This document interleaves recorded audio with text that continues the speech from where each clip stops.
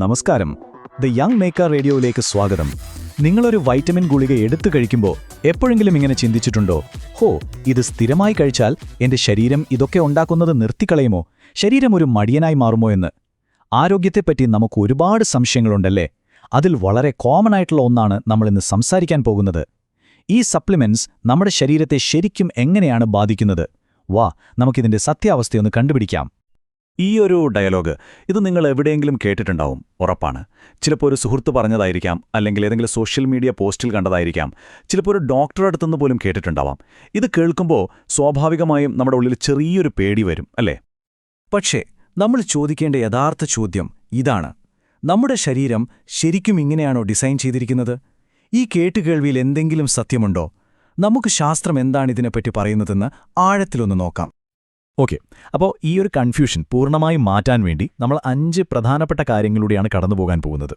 ഈ മടിയൻ ശരീരം എന്ന മിഥ്യാധാരണ എങ്ങനെയുണ്ടായി എന്നും അതിന്റെ പിന്നിലെ യഥാർത്ഥ ശാസ്ത്രം എന്താണെന്നും നമുക്ക് ഓരോന്നായി പരിശോധിക്കാം. അപ്പോൾ നമുക്ക് ആദ്യത്തെ ഭാഗത്തേക്ക് കടക്കാം. സപ്ലിമെന്റുകളെക്കുറിച്ചുള്ള ഈ ഒരു പേടി വളരെ സാധാരണമാണ്. അപ്പോൾ എവിടെ നിന്നാണ് ഇതിന്റെ തുടക്കം? എന്തുകൊണ്ടാണ് ഇത്രയധികം ആളുകൾ ഇങ്ങനെ വിശ്വസിക്കാൻ കാരണം? ഇതിലെ ഏറ്റവും രസകരമായ കാര്യം എന്താണെന്ന് വെച്ചാൽ, ഒന്ന് ചുറ്റും നോക്കിയാൽ മതി. ലോകമെമ്പാടും കോടിക്കണക്കിന് ആളുകൾ ഒരു കുഴപ്പവുമില്ലാതെ ദിവസവും സപ്ലിമെന്റുകൾ കഴിക്കുന്നുണ്ട്. ഈ പറയുന്ന മിഥ്യാധാരണ ശരിയായിരുന്നെങ്കിൽ ഇതൊരു വലിയ ആരോഗ്യ പ്രശ്നമായി മാറിയേനെ, അല്ലേ? പക്ഷേ യാഥാർത്ഥ്യം അതല്ല. ശരി, ഇനി നമുക്ക് ഈ മടിയൻ ശരീരം എന്ന വാദത്തിന്റെ അടിത്തറ ഇളക്കുന്നൊരു കാര്യത്തിലേക്ക് വരാം. ഈ ചിന്തയുടെ കാതൽ തന്നെ ഒരു വലിയ തെറ്റിദ്ധാരണയിൽ കെട്ടിപ്പൊക്കിയതാണ്. സത്യം പറഞ്ഞാൽ സംഭവം വളരെ സിമ്പിളാണ്.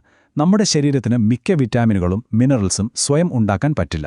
Vitamin C, magnesium, zinc, iron, മിക്ക ബി വിറ്റാമിനുകളും ഇതൊന്നും നമ്മുടെ ശരീരം ഉണ്ടാക്കുന്നില്ല. ഇതെല്ലാം നമ്മൾ കഴിക്കുന്ന ഭക്ഷണത്തിലൂടെയോ അല്ലെങ്കിൽ സപ്ലിമെന്റുകളിലൂടെയോ പുറത്തുനിന്ന് കിട്ടേണ്ട കാര്യങ്ങളാണ്. അപ്പോൾ നിങ്ങൾക്ക് കാര്യം മനസ്സിലായി കാണും. സപ്ലിമെന്റ്സ് കഴിക്കുന്നത് ശരീരത്തിലെ ഉൽപ്പാദനം നിർത്തുമെന്ന് പറയുന്നതിൽ ഒരർത്ഥവുമില്ല. കാരണം മിക്ക പോഷകങ്ങളുടെ കാര്യത്തിലും ശരീരത്തിൽ അങ്ങനെ ഒരു ഉൽപ്പാദനം നടക്കുന്നേയില്ല. അപ്പോൾ ഇല്ലാത്തൊരു പ്രൊഡക്ഷൻ ലൈൻ എങ്ങനെയാണ് നമ്മൾ ഓഫ് ചെയ്യുന്നത്? അപ്പോൾ ശരീരം മടിയനാവുകയല്ലെങ്കിൽ പിന്നെ ശരിക്കും എന്താണ് സംഭവിക്കുന്നത്? ഇവിടെയാണ് നമ്മൾ അലസത എന്ന തെറ്റായ വാക്കിൽ നിന്ന് ബുദ്ധിപരമായ നിയന്ത്രണം എന്ന ശരിയായ ആശയത്തിലേക്ക് മാറേണ്ടത്. ഇപ്പോൾ നിങ്ങളുടെ മനസ്സിലൊരു ചോദ്യം വരുന്നുണ്ടാകും. വിറ്റാമിൻ ഡിയുടെ കാര്യമോ? അത് നമ്മുടെ ശരീരമുണ്ടാക്കുമല്ലോ. കറക്റ്റ്, അതൊരു കിടിലൻ പോയിന്റാണ്. വിറ്റാമിൻ ഡി ഒരു അപവാദമാണ്. വെയിലുകൊള്ളുമ്പോൾ നമ്മുടെ ചർമ്മത്തിന് അത് നിർമ്മിക്കാൻ കഴിയും. പക്ഷേ ഇവിടെയാണ് നമ്മൾ ശരീരത്തിന്റെ യഥാർത്ഥ ബുദ്ധി കാണാൻ പോകുന്നത്. നമ്മുടെ ശരീരത്തിൽ വിറ്റാമിൻ ഡി ആവശ്യത്തിനാകുമ്പോൾ ശരീരം അതിന്റെ ഉൽപ്പാദനം താൽക്കാലികമായി കുറയ്ക്കും. ഇതിനെ ശാസ്ത്രീയമായി പറയുന്ന പേരാണ് നെഗറ്റീവ് ഫീഡ്ബാക്ക് റെഗുലേഷൻ. പേരുകേട്ട് പേടിക്കേണ്ട, സംഭവം സിമ്പിളാണ്. ഇതൊരു തകരാറല്ല, മറിച്ച് ശരീരത്തിനെല്ലാം ബാലൻസ്ഡായി കൊണ്ടുപോകാനുള്ള ഒരു സൂപ്പർ പവറാണ്. നിയന്ത്രണവും ഷട്ട്ഡൗണും തമ്മിലുള്ള വ്യത്യാസം മനസ്സിലാക്കാൻ ഈ ഉദാഹരണം നോക്കൂ. നിയന്ത്രണം എന്ന് പറയുന്നത് നമ്മൾ വയർ നിറഞ്ഞാൽ ഭക്ഷണം കഴിക്കുന്നത് നിർത്തുന്നത് പോലെയാണ്. അത് സ്വാഭാവികമാണ്, താൽക്കാലികമാണ്. എന്നാൽ ഷട്ട്ഡൗൺ എന്ന് പറയുന്നത് നമ്മുടെ വിശപ്പെന്ന സിഗ്നൽ തന്നെ എന്നേക്കുമായി നശിച്ചു പോകുന്നത് പോലെയാണ്. നമ്മുടെ ശരീരം ചെയ്യുന്നത് ആദ്യത്തെ കാര്യമാണ്, രണ്ടാമത്തേതല്ല. അയൺ, അതായത് ഇരുമ്പിന്റെ കാര്യമെടുത്താൽ ഇത് വ്യക്തമാകും. നമ്മുടെ ശരീരത്തിൽ അയണിന്റെ അളവ് കൂടുമ്പോൾ കരൾ ഹെപ്സിഡിൻ എന്നൊരു ഹോർമോൺ റിലീസ് ചെയ്യും.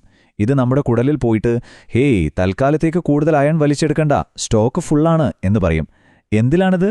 കാരണം അയൺ കൂടിയാൽ അത് ശരീരത്തിന് വിഷമാണ്. ഇതൊരു സംരക്ഷണമാണ്. അപ്പോൾ ഓർക്കുക, ശരീരം മടിയനാവുകയല്ല ചെയ്യുന്നത്. അത് നമ്മളെ അപകടങ്ങളിൽ നിന്ന് സംരക്ഷിക്കാൻ വേണ്ടി ഒരു സേഫ്റ്റി ഫീച്ചർ ഓൺ ചെയ്യുകയാണ്. ഇതൊരു പരാജയമല്ല, ഇതൊരു ബുദ്ധിപരമായ നീക്കമാണ്. ശരി, അപ്പോൾ ഇത്രയും വലിയൊരു തെറ്റിദ്ധാരണ എങ്ങനെയാണ് ഉണ്ടായത്? ഇതിന്റെ പ്രധാന കാരണം വിറ്റാമിനുകളെയും ഹോർമോണുകളെയും ആളുകൾ ഒന്നായി കാണുന്നതാണ്. അവിടെയാണ് പ്രശ്നം തുടങ്ങുന്നത്. ഇതാണ് ഏറ്റവും നിർണായകമായ വ്യത്യാസം. ശ്രദ്ധിച്ചു കേൾക്കണം. വിറ്റാമിനുകളും മിനറൽസും ശരീരം നിയന്ത്രിക്കുന്നത് പ്രധാനമായും അബ്സോർപ്ഷനിലൂടെയാണ്, അതായത് ആഗിരണത്തിലൂടെ. ആവശ്യമുള്ളത് എടുക്കും, വേണ്ടാത്തത് ഒഴിവാക്കും. എന്നാൽ ഹോർമോണുകൾ അങ്ങനെയല്ല. പുറത്തുനിന്ന് ടെസ്റ്റോസ്റ്ററോൺ പോലുള്ള ഹോർമോണുകൾ എടുത്താൽ ശരീരം അതിന്റെ സ്വാഭാവിക ഉൽപ്പാദനം കുറയ്ക്കാൻ സാധ്യതയുണ്ട്. ആളുകൾ ഹോർമോണുകളുടെ ഈ പ്രവർത്തന രീതി വിറ്റാമിനുകളുടെ മുകളിലും തെറ്റായി ആരോപിക്കുന്നു. അവിടെയാണ് ആ ആശയക്കുഴപ്പം ഉണ്ടാകുന്നത്. അപ്പോൾ ഈ സയൻസ് ഒക്കെ നമുക്ക് മനസ്സിലായി. ഇനി നമുക്കിതിനെപ്പറ്റി ചിന്തിക്കാൻ ഒരു നല്ല രീതിയിലേക്ക് വരാം. സപ്ലിമെന്റുകളെ നമ്മൾ എങ്ങനെയാണ് കാണേണ്ടത്? യഥാർത്ഥ അപകടം സപ്ലിമെന്റുകളല്ല, മറിച്ച് നമ്മുടെ ഒരു മനോഭാവമാണ്. ഞാൻ സപ്ലിമെന്റ്സ് കഴിക്കുന്നുണ്ടല്ലോ, അതുകൊണ്ട് ഇനി നല്ല ഭക്ഷണമൊന്നും കഴിച്ചില്ലെങ്കിലും കുഴപ്പമില്ല എന്ന് ചിന്തിക്കുന്ന ആ ഒരു പോഷകാഹാരത്തിലെ അലസതയുണ്ടല്ലോ, അതാണ് യഥാർത്ഥ പ്രശ്നം. ഇതൊന്ന് എളുപ്പത്തിൽ ഓർക്കാൻ നമുക്കൊരു കമ്പ്യൂട്ടർ ഉദാഹരണമായി എടുക്കാം. നമ്മുടെ ശരീരത്തിൽ ഭക്ഷണമെന്ന് പറയുന്നത് ഒരു കമ്പ്യൂട്ടറിന്റെ ഓപ്പറേറ്റിംഗ് സിസ്റ്റം പോലെയാണ്. വിൻഡോസ് അല്ലെങ്കിൽ മാക്കോഎസ് പോലെ. എല്ലാറ്റിന്റെയും അടിസ്ഥാനം അതാണ്. അങ്ങനെയെങ്കിൽ സപ്ലിമെന്റുകൾ എന്താണ്? അവ വെറും പ്ലഗിനുകളാണ്. ഓപ്പറേറ്റിംഗ് സിസ്റ്റത്തിൽ നമ്മൾ അധികമായി ഇൻസ്റ്റാൾ ചെയ്യുന്ന ചെറിയ പ്രോഗ്രാമുകൾ. ഒരു പ്ലഗിനിന് സിസ്റ്റത്തിന്റെ പ്രവർത്തനം കുറച്ചുകൂടി മെച്ചപ്പെടുത്താൻ സാധിക്കും, പക്ഷേ അതിന് ഒറ്റയ്ക്ക് ആ സിസ്റ്റം പ്രവർത്തിപ്പിക്കാൻ കഴിയില്ല. അതുപോലെയാണ് സപ്ലിമെന്റുകളും. അവ ഭക്ഷണത്തിന് പകരമാവില്ല. നമ്മുടെ ഭക്ഷണക്രമത്തിലെ വിടവുകൾ നികത്താനും നമ്മളെ ഒന്ന് സപ്പോർട്ട് ചെയ്യാനും മാത്രമുള്ളതാണ് അവ. അപ്പോൾ ഈ ചർച്ചയിൽ നിന്ന് നമുക്കെന്താണ് മനസ്സിലായത്? ചുരുക്കി പറഞ്ഞാൽ 3 കാര്യങ്ങൾ. 1. സപ്ലിമെന്റ്സ് കഴിക്കുന്നതുകൊണ്ട് ശരീരം മിക്ക വിറ്റാമിനുകളും മിനറൽസും ഉണ്ടാക്കുന്നത് നിർത്തുന്നില്ല, കാരണം അതുണ്ടാക്കുന്നു പോലുമില്ല. 2. ശരീരം ഉപയോഗിക്കുന്നത് അലസതയല്ല, ബുദ്ധിപരമായ ഒരു നിയന്ത്രണമാണ്. 3. യഥാർത്ഥ പ്രശ്നം വരുന്നത് നല്ല ഭക്ഷണം ഒഴിവാക്കി സപ്ലിമെന്റുകളെ മാത്രം ആശ്രയിക്കുമ്പോഴാണ്. എപ്പോഴും ഓർക്കേണ്ട ഒരു കാര്യമുണ്ട്. നമ്മുടെ ശരീരം നമ്മൾ വിചാരിക്കുന്ന പോലെ അത്ര ദുർബലമായ ഒന്നല്ല. അത് സാഹചര്യങ്ങളുമായി പൊരുത്തപ്പെടാൻ കഴിവുള്ള അതിശയകരമാം വിധം ബുദ്ധിയുള്ള ഒരു സംവിധാനമാണ്. അതുകൊണ്ട് നമ്മുടെ ശരീരത്തിന്റെ പ്രവർത്തനങ്ങളെക്കുറിച്ച് പേടിക്കുന്നതിന് പകരം അത് എങ്ങനെയാണ് പ്രവർത്തിക്കുന്നതെന്ന് മനസ്സിലാക്കാൻ ശ്രമിക്കാം. അറിവോടെ തീരുമാനങ്ങൾ എടുക്കുമ്പോൾ നാം നമ്മുടെ ശരീരത്തോട് യുദ്ധം ചെയ്യുകയല്ല, മറിച്ച് അതിന്റെ ഏറ്റവും നല്ലൊരു പങ്കാളിയായി മാറുകയാണ് ചെയ്യുന്നത്.